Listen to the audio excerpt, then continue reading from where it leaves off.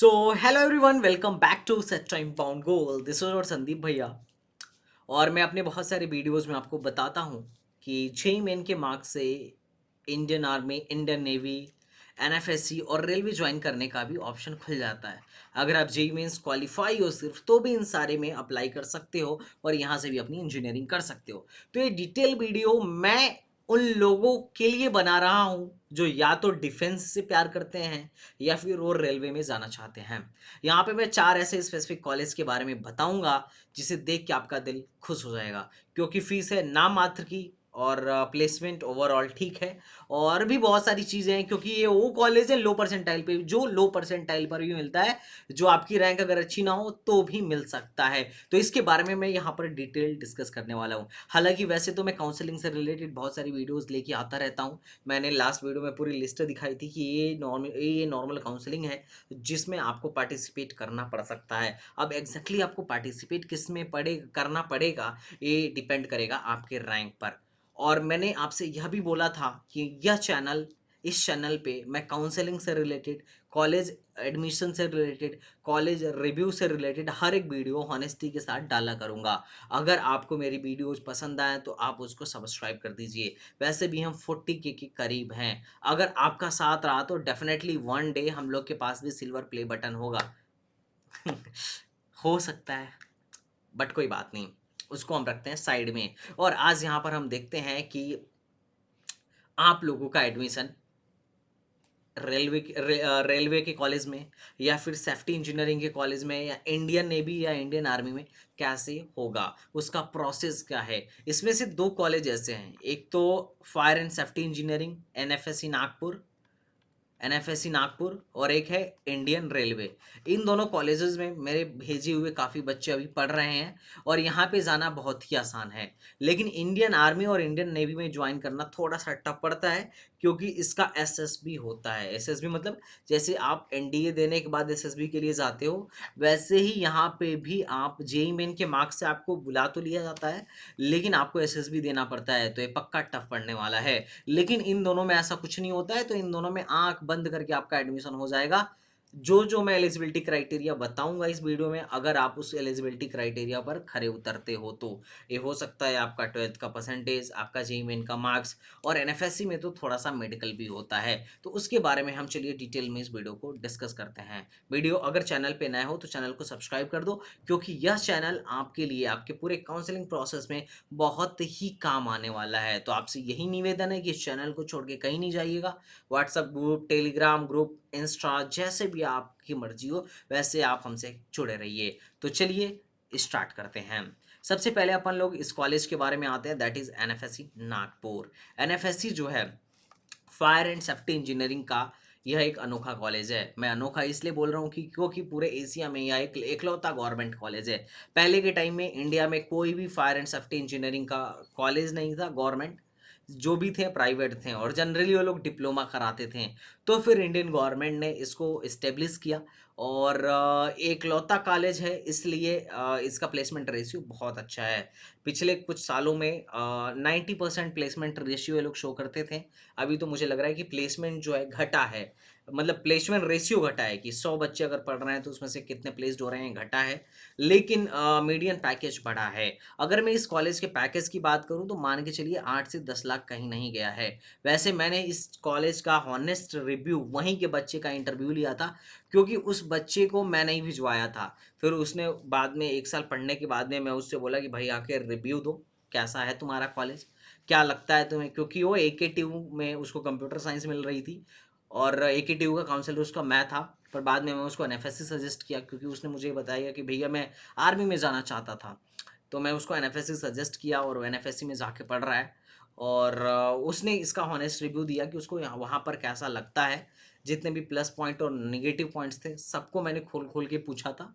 तो उस वीडियो के लिंक मैं डिस्क्रिप्शन में डाल दूंगा, आप जरूर देखिएगा। बिल्कुल मज़ाक में मत लो। अगर मैं इसकी अगर मैं आपको ये बताऊँ कि कितने रैंक तक मिल जाता है गाइज़, तो ये बहुत ईज़िली मिल जाता है। 2021-22 में ईडब्ल्यूएस की कट ऑफ 3 लाख तक गई थी।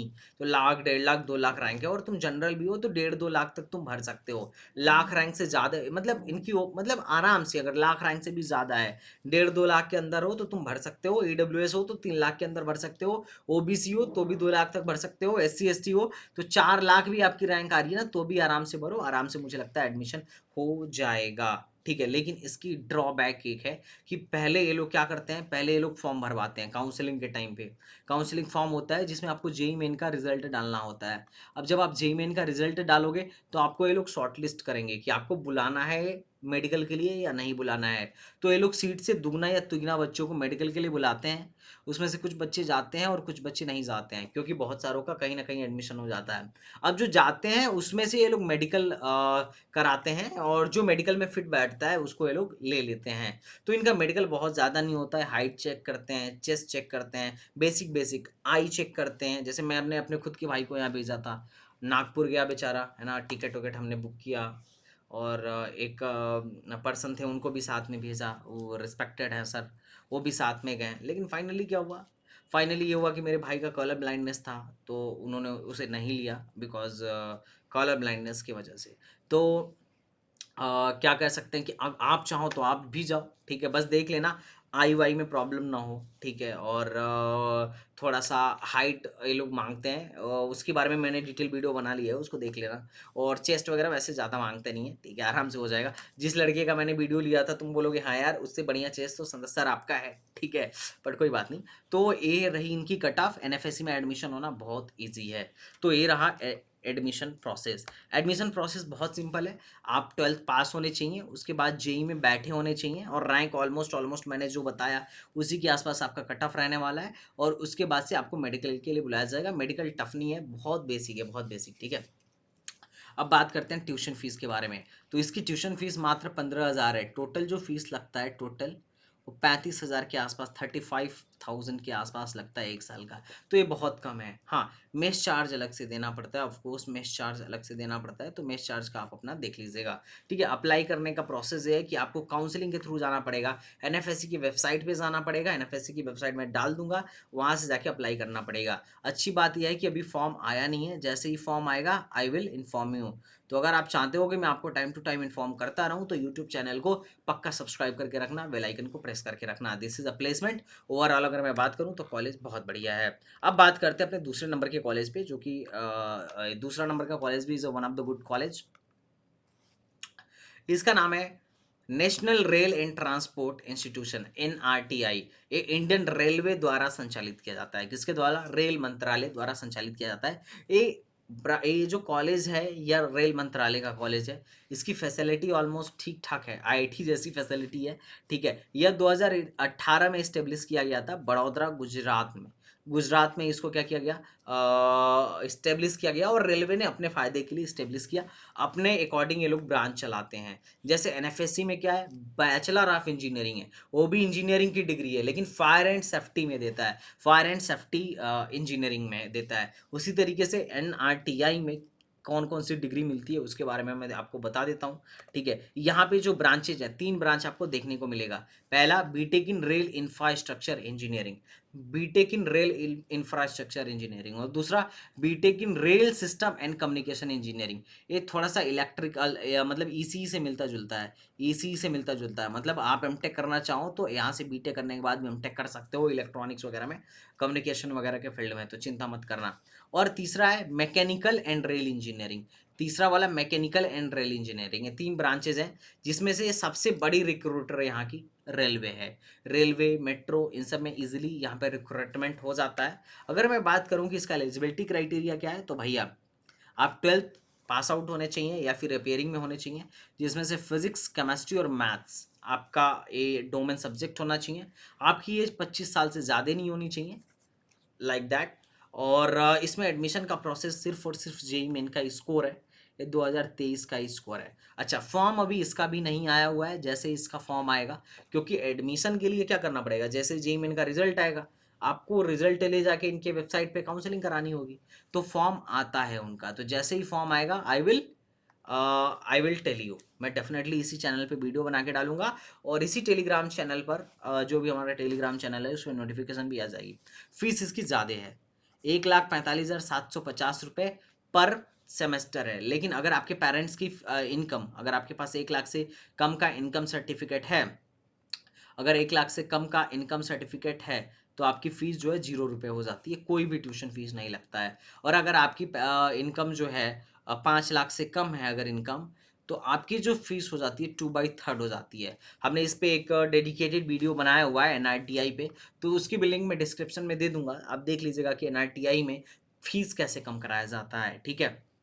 तो आप फ्री में भी पढ़ सकते हो। अप्लाई करने का प्रोसेस क्या है एनआईटीआई में, आपको इसकी वेबसाइट पे जाना होगा जैसे इसका फॉर्म आए, और उसके बाद से वहाँ पे अप्लाई करना होगा। फॉर्म भरने की फ़ीस 500 रुपये लगती है, ठीक है। और यहाँ पे ना तो कोई इंटरव्यू होता है और ना ही कोई मेडिकल होता है, डायरेक्ट डायरेक्ट जेई मेन के आधार पे डायरेक्ट डायरेक्ट एडमिशन होता है। तो एनआईटीआई में एडमिशन लेना बिल्कुल भी टफ नहीं है। ये रिजर्वेशन पॉलिसी है कि ये लोग एससी, एसटी, ओबीसी और ईडब्ल्यूएस को देते हैं, और साथ ही साथ कश्मीरी माइग्रेंट और एक्स सर्विस मैन के बच्चों को भी देते हैं। तो ये ध्यान रखिएगा, ये जो चीज़ है बहुत ही ईजी है। रेलवे वालों का भी यहाँ पर कोटा है। तो भैया NITI is a one of the good college.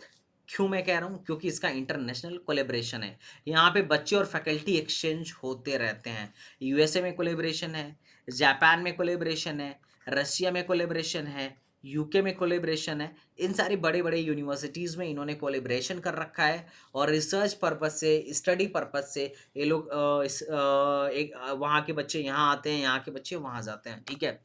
अगर मैं बात करूँ यहाँ पे, अब चूँकि इसका अभी पहला बैच निकला है इस बार, तो मुझे भी प्लेसमेंट का बहुत ज़्यादा इनफैक्ट बताऊँ तो ऐसा नहीं है कि मेरे पास एग्जैक्ट डेटा है, लेकिन इनके वेबसाइट से जो इनके टॉप रिक्रूटर्स निकले थे वो यही निकले थे। अडानी, सीमेंस, फलाना, ढिमकाना, टाटा,